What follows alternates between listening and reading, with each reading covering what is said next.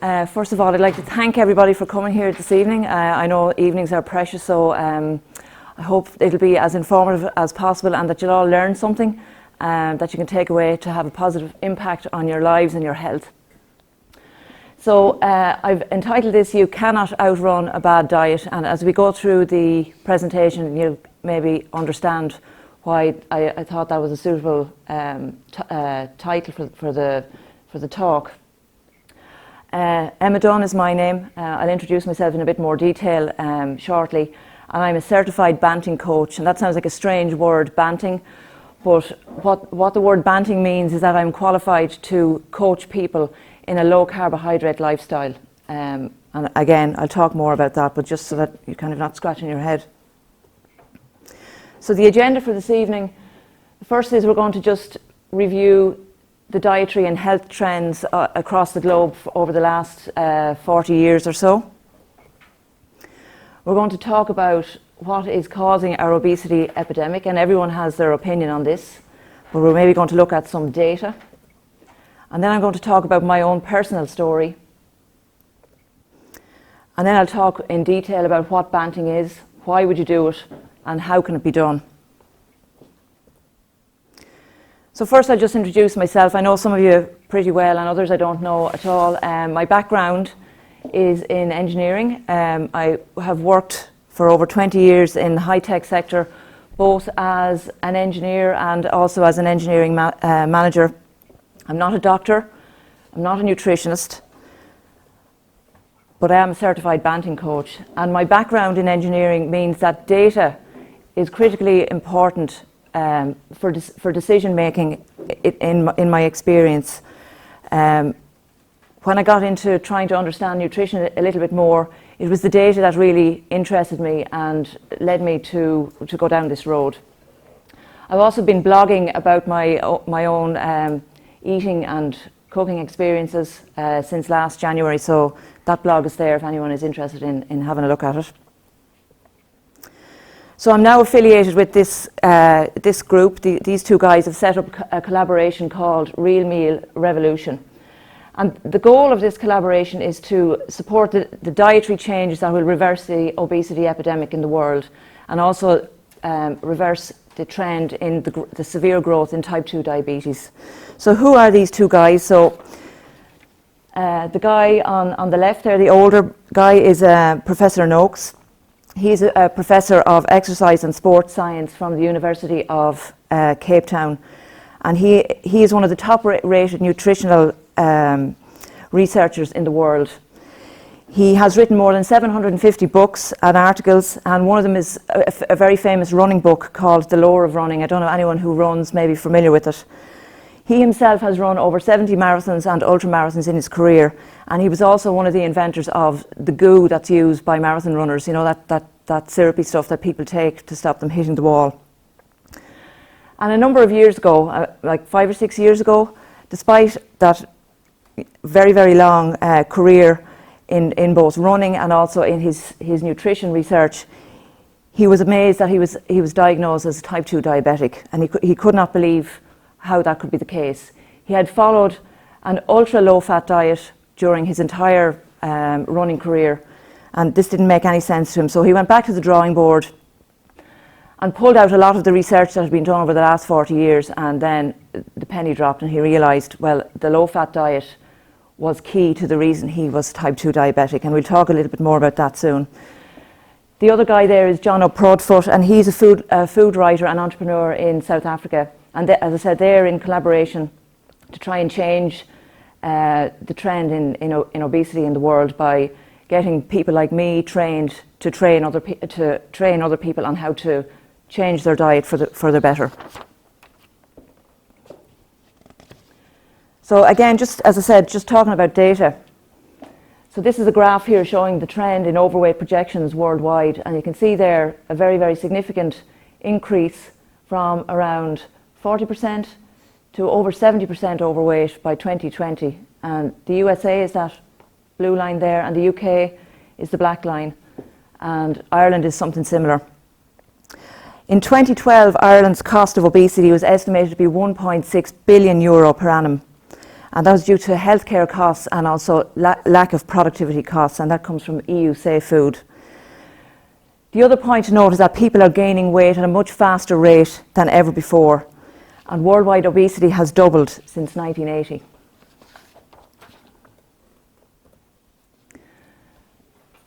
And this graph shows also the trend in type 2 diabetes, and you can see it's very similar to the previous graph on overweight, except that in the last 15 years it actually has taken a hockey stick turn up to the right, showing that the growth in type 2 diabetes is even faster than the growth in overweight and obesity.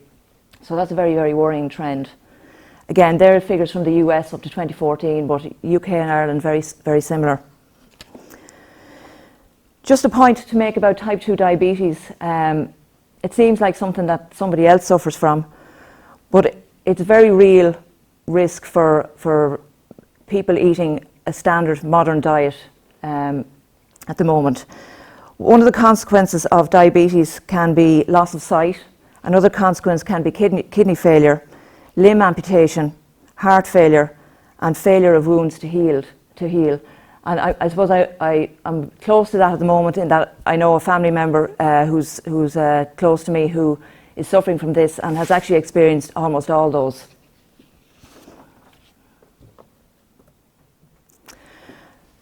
So there's a term out there called metabolic syndrome, and that's a term used to describe a group of measures that put you at a very, very high risk of developing some or all of these diseases. So heart disease, problems with your cholesterol, hypertension, which is high blood pressure, type 2 diabetes, dementia.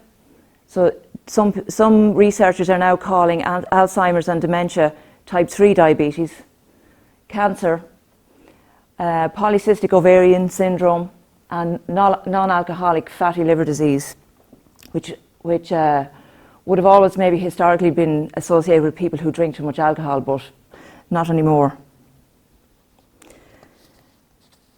So the metabolic syndrome at the moment is accounting for 75% of worldwide healthcare costs.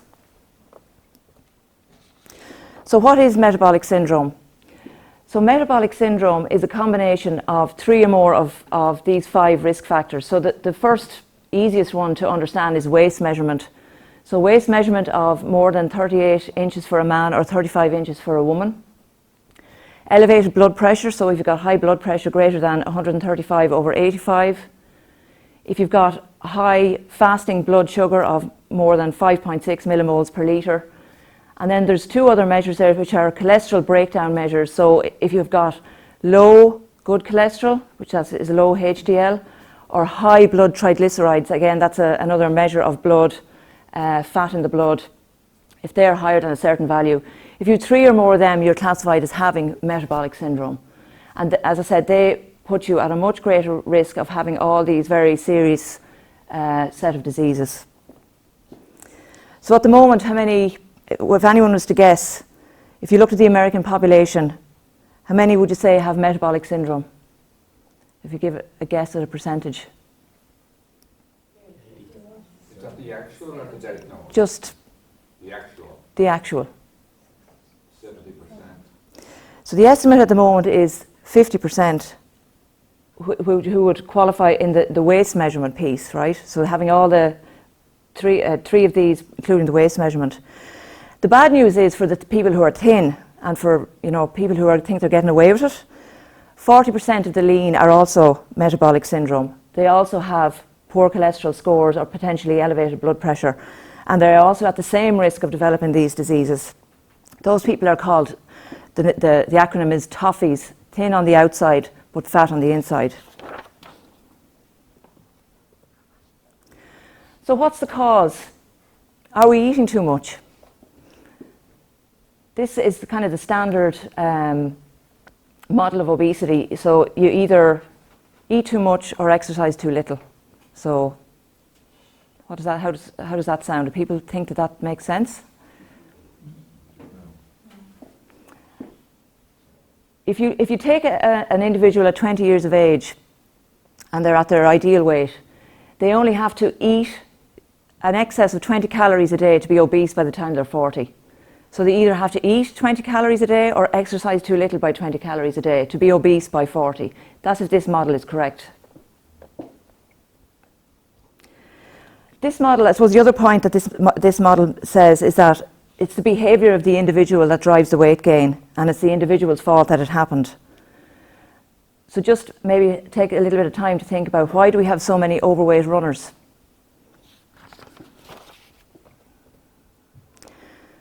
There's 3 major macronutrients: carbohydrates, which are comprised of sugar and starch, protein and fats. So what do they look like? So, carbohydrates, sugar, bread, potatoes, rice, pasta, corn, maybe bananas might fit into that one as well. Then you've got protein, so your meats, your fish, your eggs fit into that category, and nuts. And then you've got your fats, so there's a few different types of fat. There's saturated fat like butter or coconut oil, and they typically are hard at room temperature. You've got olive oil, and you've got the avocado there. You'd also have lard. These would be all considered natural fats. A comment to make about these are that proteins and fats are essential. Natural fats are essential for the absorption of a particular group of vitamins, A, D, E and K. They're fat soluble, which means you can only actually absorb them if you are eating fat. Proteins and fats are essential to your body's existence and repair of damaged cells. Carbohydrates are completely non-essential. So again, just come back to the data. So trends in sugar consumption since the 1970s. So around 1972, would have been the US, they would have been consuming around about sort of the 85 grams per day of sugar per person. And that has skyrocketed up to about 125 grams per day. And you can see the corresponding trend. That green line there is the BMI. Sorry, I should be using my pointer. So BMI trend has followed, and then the diabetes trend has followed as well.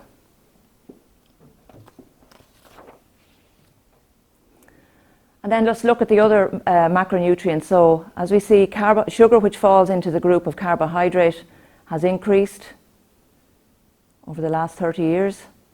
Fat has actually decreased. So since the introduction of the food pyramid in 1977, which said eat a low-fat diet, people followed the guidance and they dropped the amount of fat that they were eating. Protein has more or less stayed the same.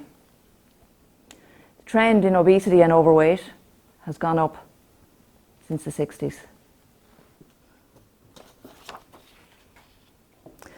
So let's look at another potential reason for obesity and overweight. So there's a hormone called insulin, and insulin is generated by the pancreas. When you eat something with carbohydrate in it, the sugar in your blood goes up. That is actually toxic to your body, and your body needs to get the sugar out of the blood as quickly as possible. So the insulin is produced by the pancreas to pick the blood up from the sugar, and then it brings it to your cells to be stored as energy, either as glycogen or as fat. However, the cells over time can become resistant to the insulin. And when this happens, the pancreas needs to produce even more insulin to bring the sugar levels down. It's kind of like, say, the first time you have a pint of beer. The first time in your whole life you have a pint of beer, after 2 or 3 mouthfuls, it completely knocks you out. Maybe a year later, you might need half a pint of beer before it knocks you out. And in 10 years' time, as you get used to drinking beer, it might take 6 or 7 pints before it knocks you out. So it's the same analogy with insulin. So your body needs more and more insulin as you get older to cope with the blood sugar and bring it down. This is called the development of insulin resistance, and it can take quite a while to establish. It can take maybe 20, 30 years for us to establish. But as the cells become more resistant to insulin, then the pancreas can't keep up, and basically the cells are too damaged and you have got type 2 diabetes. The main driver for insulin production is sugar and starch. So the more sugar and starch you take in, the more insulin your body has to produce to cope with it.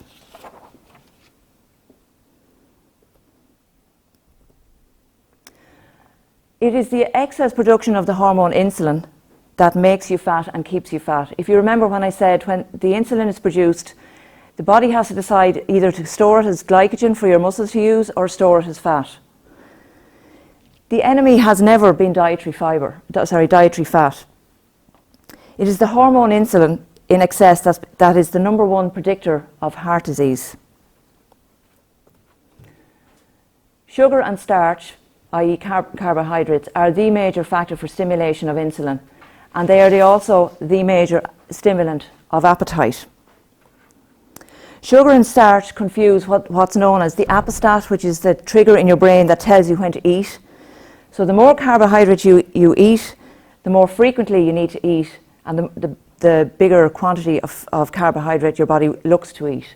So it's like a vicious circle. Just have a picture there of some food. So the first one there is a jacket potato. You think that's quite a healthy thing to eat. The middle one there is 150 grams of rice. Again, you think that's a healthy thing to eat. And this one here is 32 grams of cornflakes. In actual fact, eating them, the impact from your blood sugar perspective is this exactly the same as eating 9 teaspoons of sugar. So let's look at the food pyramid. So this is the US food pyramid. It was introduced in 1977 by Senator McGovern. At the time it was introduced, there were no studies to prove that this was a good way for people to eat. There was no data from any studies to say that this was the right way to eat for optimum health. There was a big worry at the time that middle-aged men in particular were dropping dead of heart attacks, and the worry was that saturated fat in particular was the cause. In actual fact, it's now widely it's recognised that it was actually smoking was the issue at the time, because there was a huge prevalence of smoking in the 60s and 70s. The food pyramid advised to eat between 6 and 11 servings of carbohydrate or starch per day as an adult, but this was driven also by commercial forces to drive the US farming of wheat, corn and soy on the basis of this unproven diet heart hypothesis. And it was also to make food cheap. And the rest of the world followed. So this one is the UK one. Food pyramid, all exactly the same. And this one here is the Japanese one. It's exactly the same, except it's upside down. The food pyramid, as it stands right there, has fueled the waistline expansion and metabolic syndrome and type 2 diabetes because it basically tells you to cut back on your fat and eat loads of heart-healthy carbohydrates. It's worth just spending a bit of time thinking about this study that was done in the 1990s. So it was called the Women's Health Initiative. And this was taken on amongst the women who worked in Boeing over a 10-year period. So it was 50,000 women in the study. They were divided into 2 groups. And the first group, first 25,000 were put on an ultra-low-fat diet. So they had to reduce their fat intake from 37% down to something like 26%. And the rest of the group were told to just continue to eat whatever way you're eating. Just go ahead and do it. 10 years, the study continued. And after a decade, the women that reduced their fat from 37% down to 26% saw no difference in cancer or heart disease or any significant heart or health outcome or any all-cause mortality. They also only experienced a difference of 1 pound weight loss in the full 10 years compared to the control group who ate whatever they want. In 2013, Harvard Medical Review came out with a statement that said the low-fat approach may have worked for the occasional individual, but as a nation it has not helped us to control weight or become healthier. So now we're getting some media coverage of the latest, so some of the latest available medical studies. So Time magazine had this cover in 2014 saying, "Eat butter. The scientists were wrong after all." And this recent one, New Scientist, "Fat or carbs, which is really worse for your health?" So we're shifting right back 40 years and saying what really is good for us and what really is bad for us. The fact that natural fats is good for your health is backed by some of the leading obesity and nutritionists in the world, and also some of the leading medical doctors and heart surgeons in the UK at the moment. There's quite a bit of controversy at the moment, so some group of doctors and nutritionists would say it's bad and others would say it's good. But I would say let's use the data to come up with the correct conclusion rather than just opinion.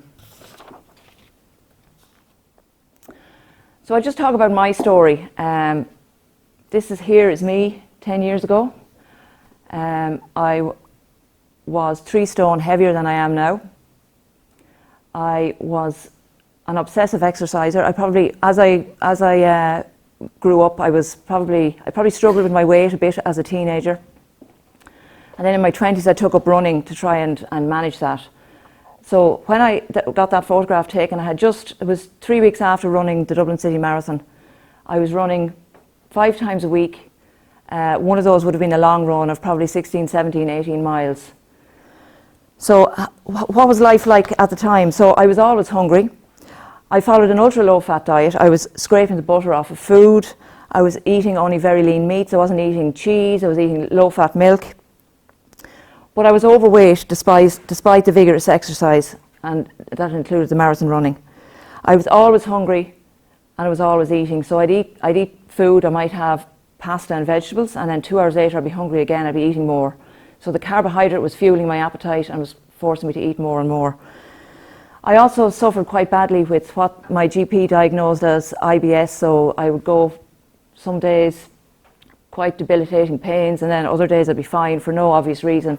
But I had that for years, and I kind of grew to just get used to it and put up with it. And then in 2013, I attended a talk by a work colleague of mine. Some of you might be familiar with Ivor Cummins. He's the Fat Emperor. He did a talk similar to this on the detrimental impact of sugar on your diet and the fact that fat is good. And to be honest, I was a little bit taken aback. I was really convinced that the low-fat diet was obviously the best way to live your life by. But he presented a lot of data, like I just showed you there, and I found it quite compelling. So I went off and I discussed it with my husband, and I said, Ivor has said that this high-fat diet is much better for your health. So we spent about 3 or 4 weeks reading articles and watching some videos, and we decided, well, there seems to be something in it. We'll give it a try. And to be honest, we said we'd try it for 1 month, and really I was very skeptical. I didn't think that I was going to really get anything from it. But at the end of the 4 weeks, I knew there was no way I was going back to the old way of eating. So it gave me a complete freedom from food obsession and from hunger, complete, total and utter appetite control. No calorie counting. The weight just fell off. There was no effort required. There's none of this excessive exercise required. And the best thing of all is that the IBS just vanished. It's completely gone. And when I think back of how bad I used to feel and how good I feel now, there's just no comparison. You couldn't get me to go back to eat that way for a million euro. So other things are better. So you have more energy. Sleep is better. Joint pain is better. So I have a very bad bunion on one foot that has always given me pain since I was a child. It is significantly better, and the reason for that is because there's less inflammation in my body compared to what I had there from the food.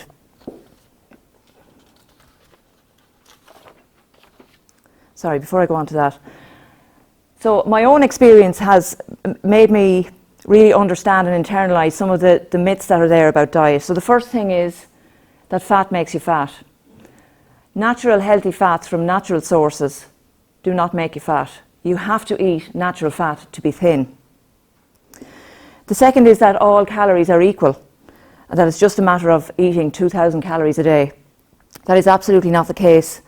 To be a healthy weight, it's about eating the right calories and making the right food choices, and not about counting calories. The third is about exercise, and I'm a huge fan of exercise. And there's many benefits like muscle tone and mood and sleep, but weight loss is not one of them, and this is case in point. Huge exercise there, and 3 stone heavier than this one. Weight loss did not come from the exercise. The weight loss is a tool to make you feel better, but the weight loss and optimum weight comes from the food that you eat. And the last one is that it's exceptionally difficult, not for all people, but for many people, to maintain a healthy weight, especially as they get older and into middle age, when they follow a low-fat diet. So it's estimated that about 80% of humans are what's called carbohydrate intolerant, and they develop this insulin resistance as they get older. So as they get into their 30s and 40s, they develop the belly, which is called the insulin roll. So, you know, this around the tummy and the back, that's all comes from the insulin. It's the deposition of the fat from excess production of insulin.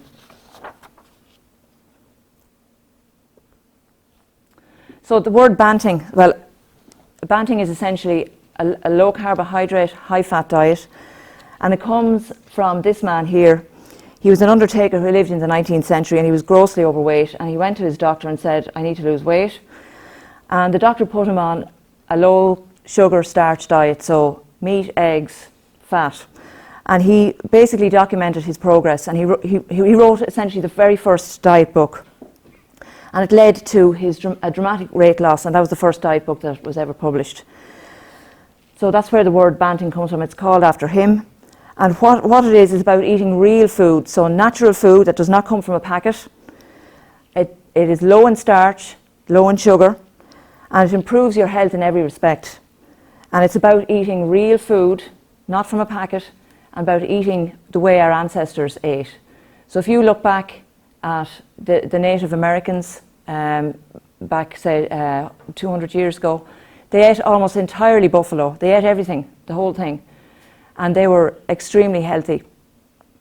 Almost 100% of Native Americans that live in America now are type 2 diabetic. They have really struggled with the high carbohydrate diet because they haven't evolved with any kind of starch in their diet. So the golden rules of Banting. The first is it's real food only, so natural food, so like eggs and meat, fish, cheese, dairy, no low fat. So when a product is made low fat, they take the fat out and they load it back in with sugar so it doesn't taste disgusting. No sugar, no added sugar, no grains, and natural fats are your friends. The thing I'll say here now is that this is not a diet, and it's actually a lifestyle, and it's a plan to eat this way for life. If you want to lose weight and do this for a short period of time, this is not the thing to do, because the minute you go off it, you just pile the weight back on again and all the health consequences that go with it. For people who are carb intolerant, which is 80% of the population, to really do the best for your bodies, this is the diet, and if you try it, it will forever change the nature of the food that you eat. And if you really believe that you can do something for your health, it's much, much easier than you would expect. So following the Banting lifestyle is very easy. There's lists. Now, I've only just given a very small sample.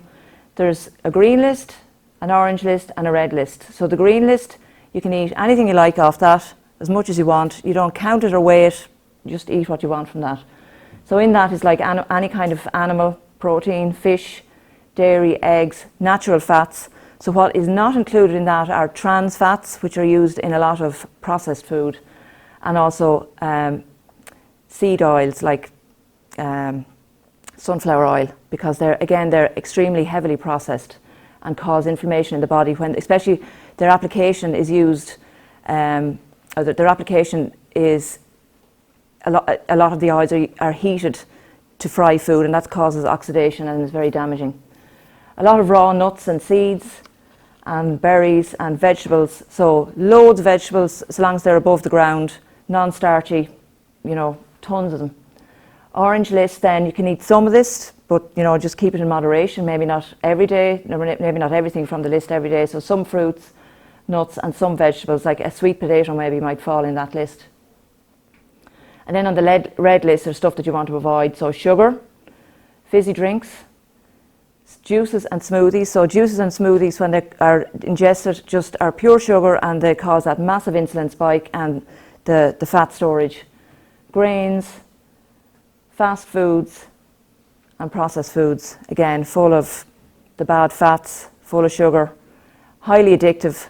A lot of the processed foods that, you know, come from the supermarket, the food industry has finely balanced the ratio between fat, sugar and salt to make you really want more and more and more of it. So the more you eat, the more you crave, and the more you eat, the more insulin you produce and the more fat you lay down. So what does it actually look like in reality? So I just took a photograph of my shopping, and people might be concerned that it's an expensive way to eat, but I do most of my shopping in Aldi and it's no more expensive than it used to be. But you can see there, it's all natural food, lots of eggs, lots of fish, you know, chicken, cheese, loads of vegetables, loads of raw nuts, but really, really tasty. And obviously, the real worry I had when I switched was, well, is this going to kill me? Am I going to drop dead from my cholesterol being through the roof? And this graph here talks to a study done by this guy called Jeff Volek. He's one of the leading researchers in the field. And he took a group of, I think it was 50, or I'm not sure how many exactly, people with metabolic syndrome, and he split them in two groups for 12 weeks. And he put one group on a very low carb diet and the other one on a very low fat diet. And he measured, these measures here are markers of health. When you get your blood taken at the doctors, they'll do cholesterol tests, but the cholesterol test will have the breakdown of these measures. So what you want is you want your fasting blood sugar to be as low as possible. And here it shows that the low carbohydrate diet, which is the high fat diet, gives you the greatest improvement or reduction in blood sugar fasting after 12 weeks compared to the low fat diet. The next one is insulin. Again, you want your insulin to be low. So the change in insulin production, it improved by 50% among the population compared to only 20% here. The blood pressure, and this is one of the most immediate changes for somebody with metabolic syndrome who goes on this diet. Within several days, their blood pressure will normalize. So you will see an improvement, a massive improvement there of about 25% in resting blood pressure. And actually on the low fat diet, it went up, which is bad. Triglycerides, which is a measure of the fat in the blood. Again, the low carbohydrate diet trumped, was more than twice as good as the low fat diet. And then this one is HDL, which is high density lipoprotein, also known as good cholesterol. That has gone up, and this one is protective. This is protective of heart health, so that's good. So is this going to kill me? Well, there's the data from that population. I also have had my own bloods done. I've had them done 3 times, and I have seen a massive improvement in all of these by switching the diet. My triglycerides, which is one of the key measures of heart health and risk of heart attack, my doctor actually told me that the levels he's seen, he almost never sees them, that they're almost prehistoric levels. But the only reason for that is the diet. If I had had that test done when I was doing the marathon, that 3 stone heavier, I'd say I was on my way to metabolic syndrome. So coming back to Banting, and as I said, I've just recently qualified as a certified Banting coach. If you're considering maybe thinking about this, it takes a while to digest. As I said, when I heard about this first, it took several weeks. I went off and read more stuff and watched videos. If you were somebody who feels that their health would improve by this, coaching can potentially help you even more. I mean, I did it without coaching, but I completely immersed myself in it. I immersed myself in the reading and the videos, and you have to keep telling yourself that this is the right thing to do, because the guidance from all the health boards is the food pyramid. Now that will change, and it's starting to get some momentum, but you know, it could be 5-10 years out. I mean, are you prepared to wait that long? So can coaching help you? So through Real Meal Revolution, I'm going to be running a group, probably starting around the end of August, and it'll be kind of similar in idea to Weight Watchers, but it will be a smaller group where you'll come together for an hour a week, and you learn how to do this. So there will be probably a 6-week learning process in how you actually do this, and you know, the first week or two can be quite hard because you'll suffer from carbohydrate withdrawal. But the coaching will help you because you'll get the advice from myself. You'll also get support from the people in the group, which will help to motivate you. There's a forum that I will set up through Facebook, a private group where you'll be able to post questions and talk to each other. There's also an absolutely fantastic set of resources on the Real Meal Revolution website, which is if you decided to go for coaching, that is how you subscribe to it. There's hundreds of recipes using real food. There's meal tracking assistance, and maybe let me just show you what that looks like. This is an example of something that a couple of meals that I ate on a particular day. I just entered them in to see what it would look like. So all you do is you type in what you ate, and it gives you the breakdown of fat, protein and carbohydrate, and you can see then for each food item as well what the carbohydrate level is, the fat level is, and the protein level is. So you can see item by item, you know, if you're exceeding your carbs, where exactly that's happening. The other point of this, the power of a tracker, is what gets measured gets done. If you write down what you're eating and you're trying to achieve something, having that record there is a very serious motivator. So as I said, you've got a meal tracking assistance. There's weekly meal plans, so if you don't know what to eat, the plans are there for the week. And there's also the possibility to completely generate your shopping list from what you choose to eat. So that will happen automatically. So if you just pick what you want to eat, it'll just go into the shopping list. The other thing about the coaching is part of the meeting, the weekly meeting, is that, you know, a certain period of time, maybe 20 minutes, half an hour, will be spent talking about a particular aspect of the diet, and you know, growing your knowledge and understanding of it will help greatly in your success. You'll have hands-on support from the banters in your group, and also the online support, so the ability to ask questions, you know, you don't have to wait to the meeting to get an answer to your question.